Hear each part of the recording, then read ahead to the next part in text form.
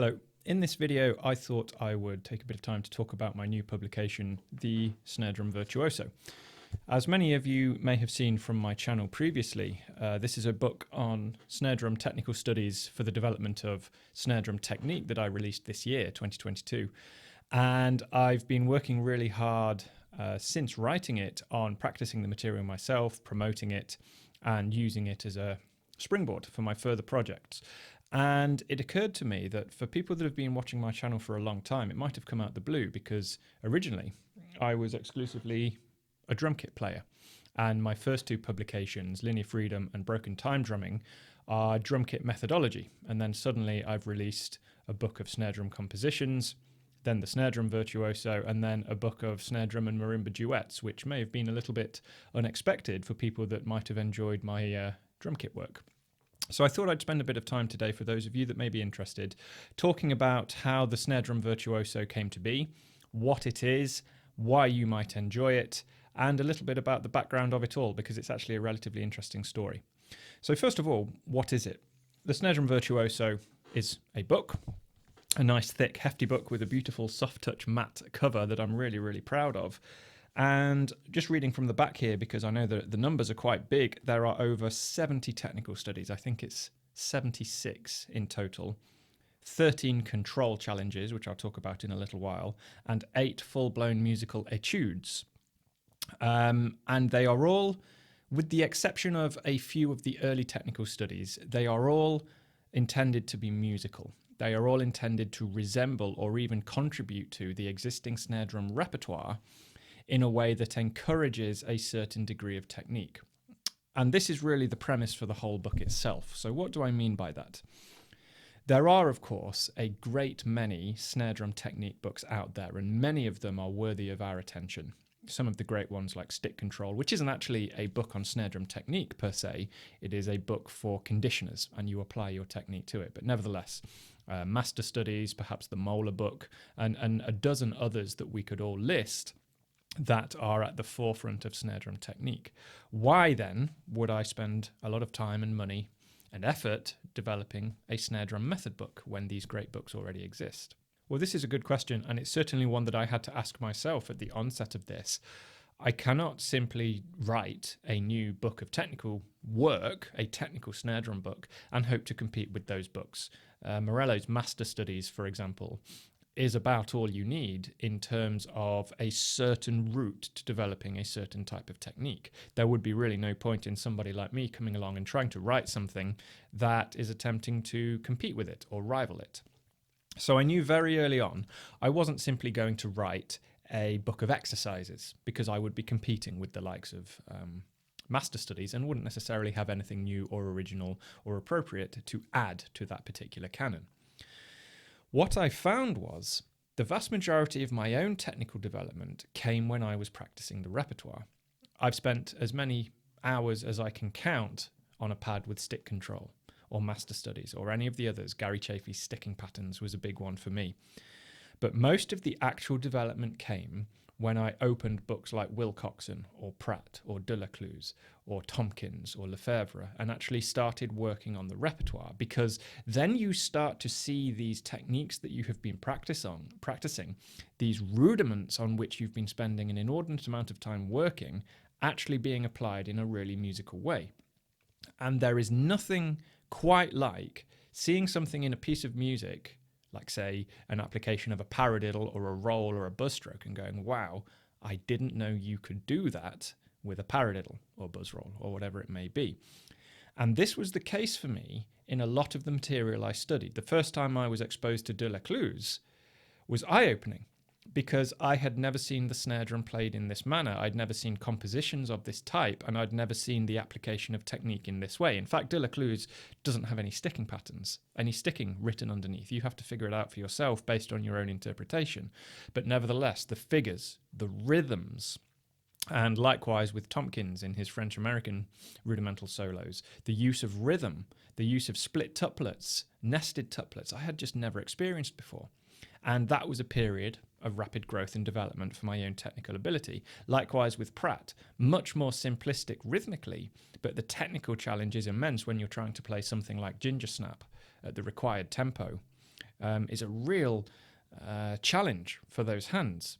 So the act of practicing something like Pratt's ginger snap was actually far more beneficial for my technique than working through Morello's master studies. And I don't mean that at all to be disparaging to master studies, but just the way I learn and the way I develop, I do far more productive growth, I think. I encounter far more productive growth when I'm actually applying it and I can see it for real. So the idea with this was to present a series of essentially short solo pieces, but they would all be geared towards a particular technique. So the opening chapter is based on single strokes, what I've called the fundamental motions, single strokes. And there are a dozen or so single stroke studies. Siri thinks I'm talking to it. There are a dozen or so single strokes. How many are there? 11, 12? Yeah, I think there are 12 single stroke studies. And they range from relatively simplistic, the application of freezer and things like that, to full-blown musical etudes, solos, that happen to use single strokes quite predominantly. And the idea is these studies, when writing them, gave me a chance to present certain pieces of vocabulary that utilized, say, single strokes in a particular way. And this means when you play the piece in particular, I'm looking at single stroke study 12 here, to play that at the tempo, to play some of the figures on this page at the tempo, you have to have a well-developed single stroke roll technique. So the act of practicing a study like this slowly at first achieves a number of things. It exposes you to vocabulary and it forces you to develop the technique required to play the piece itself, so that when you arrive at the tempo, your technique will necessarily have improved to that level. The same is true of double strokes. The first few are relatively simplistic, but very quickly, double stroke study 8, pickups and rolls, applications of 32nd note quintuplets, diddled quintuplets leading into double stroke figures, you have to have a strong degree of double stroke technique in order to pull that off. So these are based on the vocabulary that I developed in my own compositions and that I had been working on myself. And I found that having these actual pieces was also far more rewarding because you have a result at the end of it. Not just I've achieved X degrees of technical improvement, but I've actually got a piece to perform that sounds good in its own right. Now, I've just hinted there at the background of some of this. This has come off the back of a project I spent about 18 months working on, which was funded by Arts Council England, which involved researching, composing for and performing on the snare drum as a solo instrument. And I was very, very fortunate with the timing of this because I received the funding from Arts Council just in the midst of one of the major lockdowns here in the UK. I think it was right at the end of 2020 when things were quite bad. So while I lost most of my tuition work and virtually all of my live work and things like that, I was actually working on a funded research project and composition project onto the snare drum. And my first book of snare drum compositions was produced. And throughout that period, I was consulting with people like Joe Tompkins, Bob Becker, Rick Dior, Rob Nopper, and others, and being exposed to all this new vocabulary, rhythmic vocabulary, technical concepts, compositional concepts. And I was sort of bursting at the seam with ideas. So when I had written the first book of compositions, I had something like 20 or 30 compositional drafts that never got expanded into full pieces that appeared in the collection. So I decided to turn these into studies instead and expanded them, and the book was born. So a lot of the figures, a lot of the studies in this book utilize vocabulary and technical concepts and compositional concepts that I had developed throughout the course of that Arts Council period. Now, I'm using the term study and the term etude here, and I want to clarify what I mean here and the difference between the two. In simple terms, there is no difference between the two. The word etude is simply the French for study. However, and this was something I talked to Bob Becker about, which was quite an interesting chat.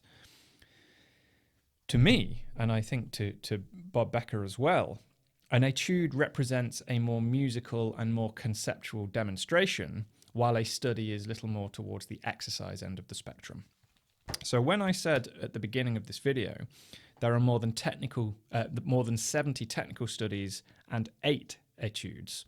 What I mean is there are 70 studies that are specifically geared towards tackling a certain technique, or as I've opened to here at random, Polyrhythm Study 2. It's a 16-bar study that is specifically dedicated towards the study of rhythmic polyrhythms. The etudes, of which there are 8, are longer, more complex, and more musically realized. So they do still retain a degree of educational intention. They are still intended to educate. But they are far more towards the musical end of the scale. So I'm looking at Etude 2 here, Concresons, which I performed recently on the channel. It's 37 bars. It takes about 1.5 minutes, 2 minutes to perform, but it is a piece of music, a genuine piece of music, as opposed to a glorified exercise.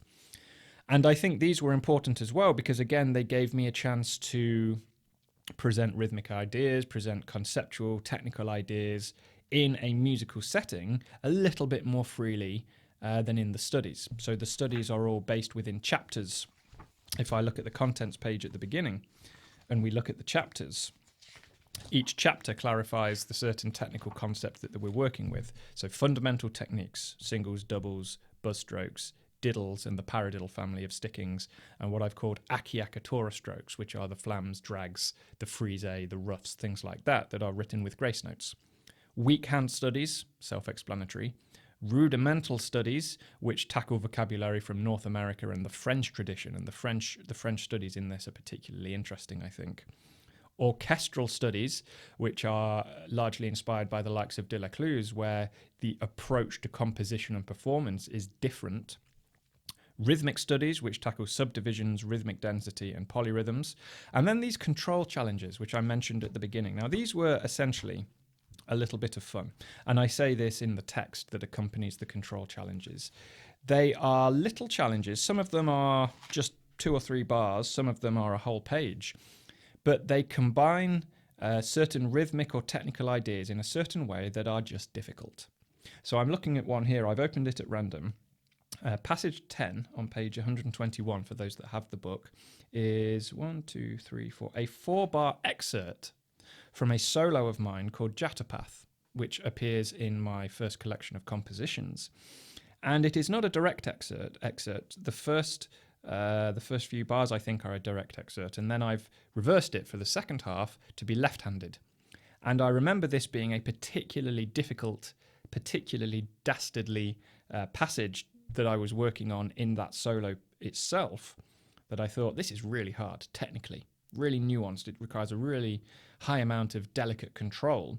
So I thought, what a great exercise it would make. So that's a 4-bar exercise based on that. Whereas here on the other page, passage 7, I've called tornado combinations. It's only 2 bars long, the right-handed version, then it switches to the left-handed version. This was a particular passage based from Tornado, the famous piece Tornado. And again, when I was practicing that piece, I thought that particular passage was particularly difficult. So I kind of extracted those particular figures and turned it into a little 2-bar exercise. So they're designed to be just little fun control challenges. And I do say in the text, don't put too much scope on those as serious practice. But nevertheless, it's a package that I'm really, really proud of. There is conceptual discussion as to technique. There is conceptual discussion as to practice. There is discussion into the history and the development of the vocabulary involved, especially with regards to the early French repertoire, which is really, really interesting, and how we can trace back these frise figures to the 1500s and things like that. So, who is this for? Are you a drum kit player and you're wondering if this is for you? Are you a first-year snare drum student and wondering if this is for you? Or are you just a casual drummer who is wondering how you can improve your own technique? Well, the answer is yes to all of those, this is for you, but perhaps in different ways. There is no doubt that this is geared towards the snare drum as a solo instrument. Everything in this book is written as a snare drum solo, and it is all geared towards the development of hand technique. That said, there is nothing to stop much of the material in here being applied to the drum kit, and I would certainly say that any drum kit player would benefit from the technical improvement that this book would bring. I would urge caution to very new drummers, simply because, and the title is a giveaway, the Snare Drum Virtuoso, this is not a beginner snare drum book. So if you are still trying to wrap your head around double paradiddles or flammacues routinely trip you up, you would still get value out of this, but this is a high-end book. And I don't mean this to come across as arrogant or elitist, certainly not elitist. But be under no illusion, when you open this book at a random page, you will be greeted with what Frank Zappa called the black page. You will be greeted with 30-second note non-uplets. You'll be greeted with polyrhythms and tuplets and nested tuplets and odd time signatures. You will be greeted with material that is very, very difficult to perform at the intended tempos.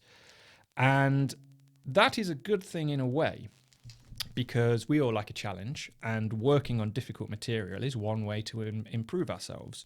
But as I say, if you are a beginner and you are still coming to terms with the drum as an instrument and the sticks in your hand, this may not be the best use of your time yet. If, however, you are serious about developing your technique to a high level, you already have a degree of reading, you already have a degree of rhythmic knowledge, and you are keen to really explore what is possible with a pair of sticks, what is possible with rhythmic phrasing and contemporary snare drum vocabulary, then this might be exactly what you're looking for. This is already on the shelves of some university libraries, and I know that going academic for a moment, level 6 and beyond students have studied from this material.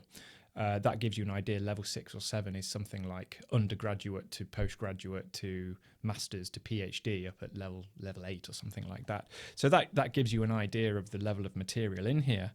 But that should not put you off. Just because we are working with difficult material doesn't mean it's totally inaccessible or useless. It just means be aware of what you're spending your money on and what you will be spending your time faced with. So that's it, really. Throughout the course of the Arts Council project, which I mentioned, I found that I really, really enjoyed playing the snare drum. And I think it's to do with the precision of it. When I was a drum kit player, and note the use of the past tense there, I enjoyed jazz greatly. My second book, Broken Time Drumming, is entirely based on jazz timekeeping, improvisation, and broken time drumming. And Linear Freedom, my first drumming book, was very big on developing an improvisational linear vocabulary. But I found I was always very, very interested in the analytical side, the precision side, but I work with concepts. I enjoy reading about a concept. When I've had lessons with great drummers, I'm not asking them to show me a lick. I'm trying to get inside their mindset to how did you develop that? So I've always been most interested and engaged with the conceptual side.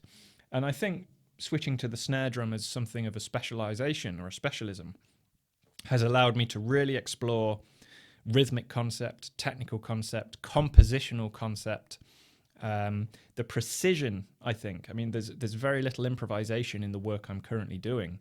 Every note over a 5 or 6 or 7 page solo has been carefully placed, and there's just something about that craftsmanship, that act of precise placement, and then having to learn that in just as precise a manner that really appeals to me and my mindset. So this is where the Snare Drum Virtuoso is coming from. This is where my books of compositions, I'm pointing over here, you can't see, of course, my bookshelf behind the camera where my compositional books are sitting, but that's where this gesture's coming from. These collections of compositions, that's where they come from. In the book of duets with marimba, it's based on precision, carefully engineered arrangements, carefully engineered rhythmic juxtaposition. I love that sort of thing, and that comes through in my work, I think. So I hope this has given you some indication as to what this is and why you may have seen a spate of videos on my channel that suddenly have this red cover on the title. This is the culmination of 2 years' work into the snare drum as a solo instrument. It's the culmination of my own technical development, my own conceptual development, my own educational contribution.